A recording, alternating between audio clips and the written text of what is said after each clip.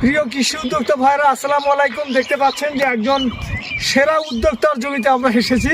উনি এই কৃষি সম্পর্কে অনেক অভিজ্ঞ একজন কি বলে যে উদ্যোক্তা। উনি শুধুমাত্র এই ফসল নিয়েই নয়, উনি কিন্তু ব্যবসা করে আসছেন। উনি হলেন মেসার সুমন ট্রেডার্সের প্রোপ্রাইটার মোহাম্মদ জালাল ভাই। আমার খুব প্রিয় মানুষ। সেই জালাল ভাইয়ের জমিতে আমরা এসেছি। জালাল ভাই, কেমন আছেন আপনি? আলহামদুলিল্লাহ ভালো। তো উনি দেখেন মাঠে কিন্তু সবাই ধান লাগাইছে, উনি একটু একই সাথে ধান লাগানোর কারণে ওনার ধান কিন্তু ব্যতিক্রম। কেমন ব্যতিক্রম দেখুন যে ওনার প্রতিটা গোছায় কিন্তু 18টা 20টা 22টা পর্যন্ত খুশি হয়েছে। পাশাপাশি কিন্তু একই সময় আপনারা একটু দেখুন, যদি একই সাথে ধান লাগানো, এ পাশে আবার ধান দেখুন এখানে, কিন্তু সেখানে টেলারিং যে কুশি কার্যকরী কুশি নাই। তো এখানে এত ভালো হলো কেন?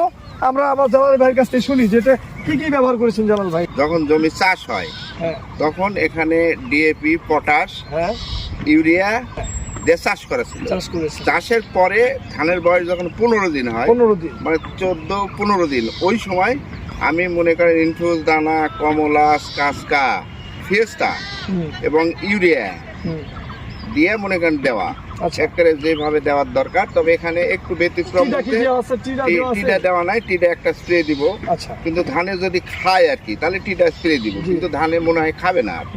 কিন্তু আমি এখানে দেওয়ার কারণ 13 কাঠা মাটি, আমি একটু ব্যতিক্রম। সেটা হচ্ছে ইনফিউজ দানাটার মধ্যে অনেক কিছু আছে, টেলারিং বৃদ্ধি করে। ইনফিউজ দানা দিলে জমিতে পোকা থাকে না। আল্লাহ রহমত ধানও যেটা হচ্ছে গোটা মাঠের মধ্যে সবচাইতে সেরা ধান। এবং আমার এটা মাত্র 22 শতক মাটি। এই 22 শতক মাটির থেকে আমি 18 মন করে ধান পাই, 17 মন 18 মন করে ধান পাই 22 শতক মাটি। এটা ধান হচ্ছে খাটো জিরা বলে। খাটো জিরা যে জমির ধান 26 থেকে 28 মন ফলে 1 বিঘা মাটির। এবং এই 22 শতক মাটির থেকে সরষা পাইছি 4 মন। 4 মন সরষার পরে আবার মনে করেন এই ধান লাগাচ্ছে। আল্লাহ দিলে 15, 16, 17 মন ধান ইনশাল্লাহ হবে এখান থেকে। ওকে আমরা কৃষি উদ্যোক্তা জালাল ভাইয়ের কাছ থেকে আমরা জানলাম যে কৃষি ব্যবসায় লাভ করতে হলে কি দিতে হয়, কি দেন উনি। তো জালাল ভাই ধন্যবাদ। আপনারাও এরকম কৃষি ব্যবসা লাভ করবেন এবং এই ধরনের পণ্য ব্যবহার করবেন। ধন্যবাদ। আসসালামু আলাইকুম।